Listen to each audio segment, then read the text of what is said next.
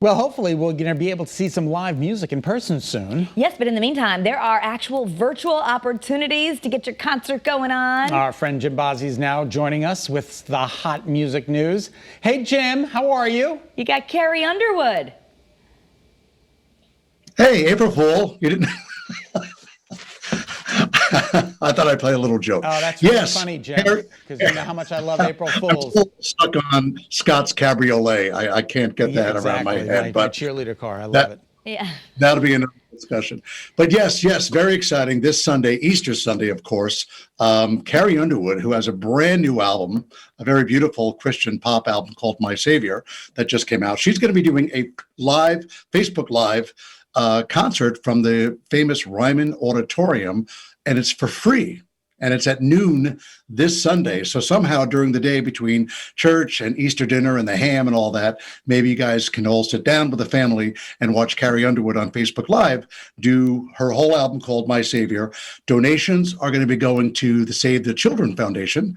And again, it's from the Ryman Auditorium, where it's such a renowned classic theater down in Nashville. So it's something I'm really looking forward to myself. She's going to have special guests, CeCe Winan and Bear Reinhardt from the group Need to Breathe, along with some other people. Now, Jim, is the My Savior, is it new stuff, or is this stuff that's been out before, or is she debuting this, or?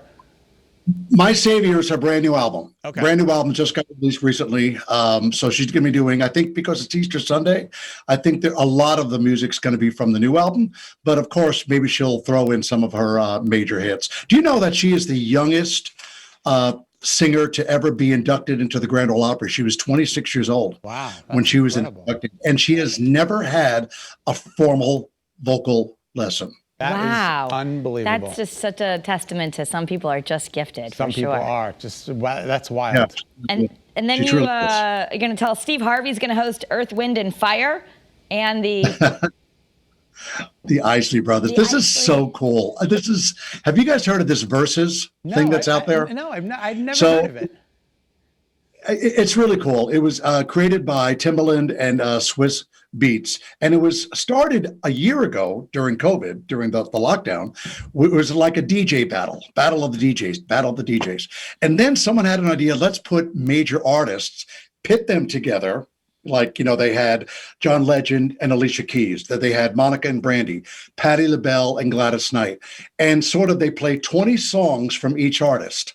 And the fans at home get to engage and kind of say well, I think this is the better band. I think this is the better song. So it's a versus thing. So this coming one is going to be the Isley Brothers and Earth, Wind, and Fire this Sunday at 8:00. Steve Harvey is hosting. It's going to be on the Instagram page and Triller. And it's really a fun idea. The fans could argue who had the better hit. And it's going to be tough because you got the Isley Brothers who have Shout, It's Your Thing, That Lady, thing. This Whole Hard Night. But then, and then Earth, Wind, and Fire has Boogie Wonderland, Shining Star, September, of course, After the Love Is Gone. So it's a really good matchup of great R&B legendary bands. Why do they spell it Verzuz? It confused me. Because it's hip hop, Scott. Because it's it's because they can. Okay, all right. Very good. I'm out of it. They spell it a little differently, but it's really going to be fun. It's really going to be fun. I would definitely tune into that. Okay. And another one, Alanis Morissette and a bunch of others, they're getting together for another virtual charity concert, which is so nice. I guess in this time, at least a lot of money is being raised for different charities when we can't go to concerts. Right. It's called Set Break, and it's going to be Alanis Morissette with the Black Pumas and a band called Dawes, and it's going to be April 10th, and it's also a free event. And this is it's going to benefit the mental health struggles that is happening right now in the music industry.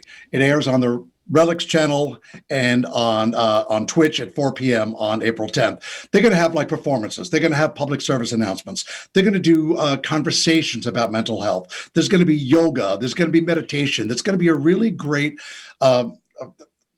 show that's not only there to entertain, but also help. Other acts on it will be Leon Bridges, Sarah Bareilles, Bob Weir, Ben Folds. So it's really going to be quite an effort. And I give all these people a lot of credit to help the music industry, the people that are in the profession that I'm proud to be a part of, that are struggling right now because we have been quiet for way too long.